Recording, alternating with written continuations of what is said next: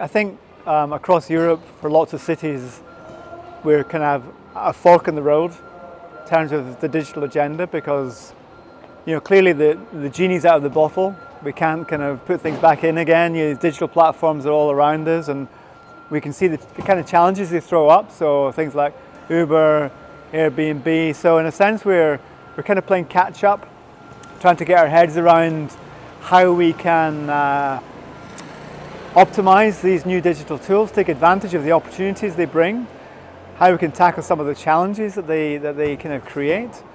I guess critically, how we make sure they don't kind of exacerbate and make even worse some of the problems we face. So widening inequalities, for example, through jobs, displacement of local people who can no longer afford to rent places in the centre of town. So we can see the impacts kind of right across the board.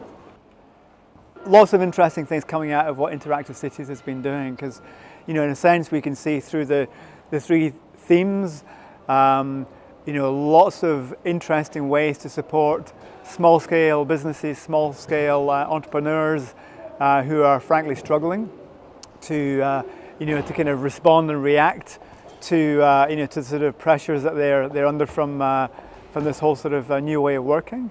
Very specific things we've seen today in Genoa around working with historic heritage businesses, very often small companies, and if we lose them, we lose part of the distinctive profile of each of our cities. Eventually every city begins to look the same, and we don't want that. So so that's really important.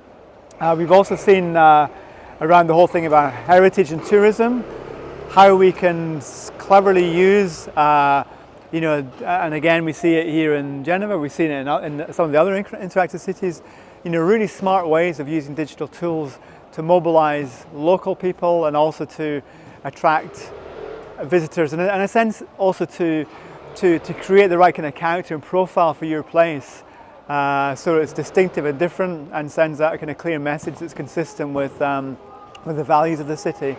And I think there are big issues around capacity building. 44% of Europeans aged between 16 and 74 have very low levels of digital skills. That's 169 million people across Europe, so there's a huge agenda around building capacity amongst our citizens, also amongst decision makers. And it's been really great for me seeing local politicians, elected officials here with us, actively involved, so passionate about what we're working on. So lots of great things. And again, on the political side, looking at the kind of work that's been going on in places like Tartu, we're looking to widen citizen participation and active involvement in decision making and how we use our public money, and looking at ways in which some of these digital platforms can involve young people in the participatory budgeting processes. So there's no end of innovation, there's no end of creativity, lots of great ideas, lots of enthusiasm, huge momentum. I'm sure these guys will continue to collaborate, and it's been a real pleasure being part of it, and I wish them all well.